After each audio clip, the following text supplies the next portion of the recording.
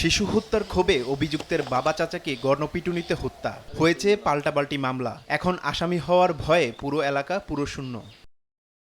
মানিকগঞ্জ সদরের কান্দারপাড় গ্রামে আলোচিত শিশু আতিকা হত্যার দুদিন পর গ্রেফতার করা হয়েছে মূল অভিযুক্ত নাইমকে। তার বিরুদ্ধে আতিকার পরিবারের পক্ষ থেকে করা হয়েছে হত্যা মামলা। অন্যদিকে আতিকা হত্যার পর নাইমকে না পেয়ে তার বাবা পান্নু মিয়া, চাচা ফজলুর রহমান এবং বড় ভাই নাজমুল হোসেনকে ডেকে এনে গণপিটুনি দেয় এলাকাবাসী। এতে পান্নু ও ফজলুর মারা গেলে অজ্ঞাতদের আসামি করে পাল্টা মামলা হয়। এরপর থেকে মামলার ভয়ে পালিয়ে গ্রামের সব পুরুষ।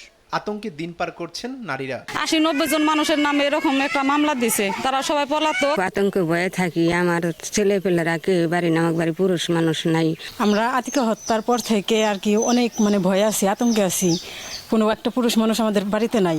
অভিযুক্ত নাইম সহ দোষীদের দৃষ্টান্তমূলক শাস্তির দাবি নিহত শিশুর পরিবারের। ওরা নিষ্ঠুরের মতো মারছে, অগজানি আল্লাহ কি অগজানি সরকার এমন দেয় জানি আমার মেয়ের দেহে আমার বুক যেমন খালি করছে, আর কোনো মায়ের বুক জানি একটার বুকও জানি খালি করে না, ওরা জানি অগজানি মৃত্যুদণ্ড হয়। এদিকে আতিকা হত্যা মামলায় গ্রেফতার নাইমের স্বীকারোক্তি অনুযায়ী উদ্ধার করা হয়েছে নিহতের স্বর্ণালংকার। আর কোনো ঘটনার পর আইন নিজের হাতে তুলে না নেওয়ার আহ্বান পুলিশের। প্রকৃত যারা অপরাধ করেছে শুধুমাত্র তাদেরকে আমরা আইনের আওতায় নিয়ে আসব, কিন্তু যারা আসলে কোনো অপরাধ করে নেই তাদের পালিয়ে বেড়ানোর কোনো প্রয়োজন নেই। দ্রুততম সময়ে আপনারা জানেন যে ইতিমধ্যে আমরা নাইমকে অ্যারেস্ট করেছি এবং সে বিজ্ঞ আদালতে নিজেকে জড়িয়ে অপরাধ স্বীকার করে সে 164 মানে স্বীকারোক্তিমূলক জবানবন্দি প্রদান করেছে।